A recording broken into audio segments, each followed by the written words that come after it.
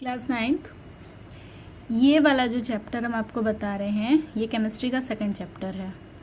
इसमें आपको पढ़ना है क्या हमारे आसपास के पदार्थ शुद्ध हैं।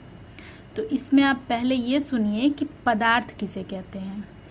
तो ये सेकंड चैप्टर के पहले जो चैप्टर है उसमें ये चीज़ बताई गई है कि पदार्थ किसे कहते हैं। अच्छा, पदार्थ किसे कहते हैं? जो स्थान घेरता है और जिसमें कुछ वेट होता है। ये वीडियो में मैंने आपको बताया है कि जो स्थान घेरता है और जिसमें कुछ वेट होता है, मतलब कोई भार होता है, उसे पदार्थ कहते हैं। जैसे आपका होता है ये ठोस, द्रव और गैस, ये तीन जो आते हैं ये पदार्थ में आते हैं। यानी पदार्थ की ये तीन अवस्थाएं होती हैं। इतनी बात क्लियर हुई कि पदार्थ की तीन अवस्थाएं, क्योंकि कोई भी ठोस चीज़ है, जैसे ये कॉपी रखी हुई है तो इसने इतनी स्पेस घेरी हुई है। ये पेन है, ये भी एक स्पेस घेरा होता है। ठीक, द्रव जो होता है, द्रव मतलब लिक्विड सामान, आपका पानी है, दूध है, तेल है, ये सारे लिक्विड सामान है। तो इसको भी आप किसी बर्तन में स्टोर करते हो तो वो भी जगह घेरता है और उसमें भी कुछ न कुछ भार होता है।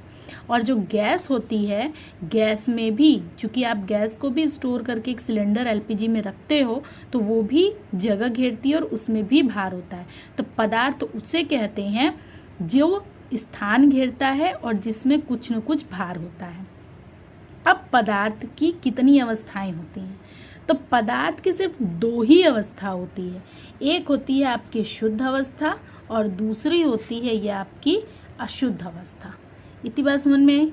अब चूंकि शुद्ध अवस्था क्या होती है, देखो, जब पदार्थ के कण समान रासायनिक प्रकृति के होते हैं तो उसे शुद्ध पदार्थ कहते हैं। समान रासायनिक प्रकृति का होने का मतलब क्या हुआ? ये जो ठोस, द्रव, गैस है, ये पदार्थ के कण हैं। ये चूंकि कैसे बने होते हैं? ठोस अणुओं से मिलकर के बना होता है, द्रव भी अणुओं से मिलकर बना होता है, गैस भी अणुओं से मिलकर के बने होते हैं। लेकिन अगर यही अणु समान होते हैं तो वो शुद्ध होता है। समझ में आई बात?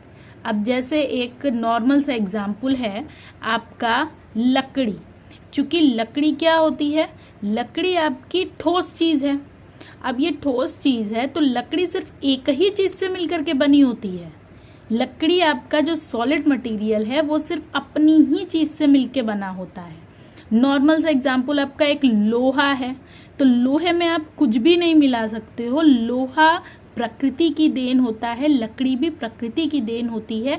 तो ये दो चीज़ जो हैं, और भी बहुत सारी चीज़ें जो कि प्रकृति में मुक्त अवस्था में पाई जाती हैं, ये अपनी अकेली अवस्था से मिलकर के बनी होती है, एक ही कण से मिलकर के बनी होती हैं। तो वो क्या होता है? शुद्ध पदार्थ होता है। तो जब भी पदार्थ, अब चाहे वो द्रव हो, द्रव में आपका आ गया पानी, जल जो आप पीते हो, वो कैसे समान रासायनिक प्रकृति का हुआ? क्योंकि जल का जो फार्मूला होता है वो होता है H2O।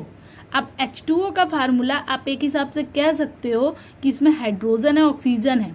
आपको हम बता दें, हाइड्रोजन और ऑक्सीजन दोनों की रासायनिक प्रकृति समान है, क्योंकि ये दोनों ही गैसें हैं। क्लियर हो रहा है बात? ये दोनों ही गैसें हैं, तो इन दोनों की रासायनिक प्रकृति जो है वो समान है। तो इसीलिए ये जब मिलते हैं तब ये जल बनाते हैं। ऐसे जल नहीं बन सकता है। अगर आप हाइड्रोजन का एक भी अणु इसमें से कम कर दोगे तो ये लिक्विड फॉर्म में नहीं जा पाएगा, ये सॉलिड फॉर्म, ये गैस फॉर्म में ही रहेगा। तो इसीलिए रासायनिक प्रकृति का समान होना ज़रूरी है। किस में? शुद्ध पदार्थ में। ठीक, तो जब पदार्थ के कण समान रासायनिक प्रकृति के होते हैं तो उसे शुद्ध पदार्थ कहते हैं। ठीक है, अब चूंकि ये शुद्ध पदार्थ में दो टाइप आते हैं, एक होता है तत्व और दूसरा होता है आपका यौगिक। अच्छा, अब इसी के जस्ट अपोजिट आता है आपका अशुद्ध पदार्थ। अशुद्ध पदार्थ क्या होगा? असमान रासायनिक तत्व के बने होंगे। मतलब कि जब भी पदार्थ के कण असमान रासायनिक प्रकृति के बने होते हैं तो वो अशुद्ध पदार्थ होते हैं। अब जैसे समुद्र का पानी, समुद्र के पानी को आप जानते हो कि उसमें लिक्विड फॉर्म होता है।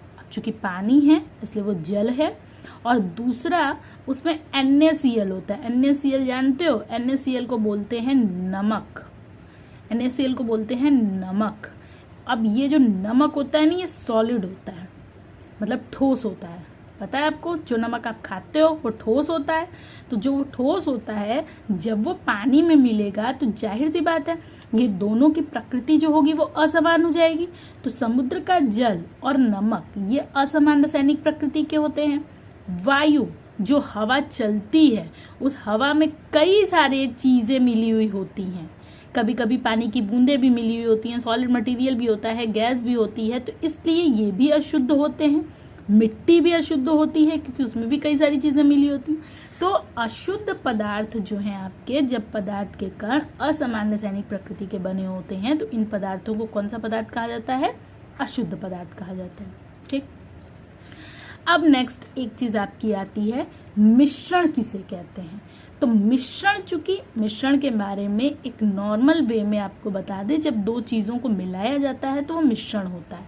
तो आप किसी भी अनुपात में, अनुपात का मतलब होता है कि आप किसी चीज़ को मापते हो, मापने के बाद या फिर आप नाप रहे हो उसके बाद आप लेते हो तब मिश्रण बनाते हो, या फिर किसी भी अनुपात में मिलाते हो जब, तो उसे मिश्रण कहते हैं। जैसे जब दो या दो से अधिक शुद्ध पदार्थ किसी भी अनुपात में मिले हों तो उसे मिश्रण कहते हैं। किसी भी अनुपात में मिलते हैं तो उसे मिश्रण कहते हैं। अब इस मिश्रण में आपके दो टाइप आते हैं।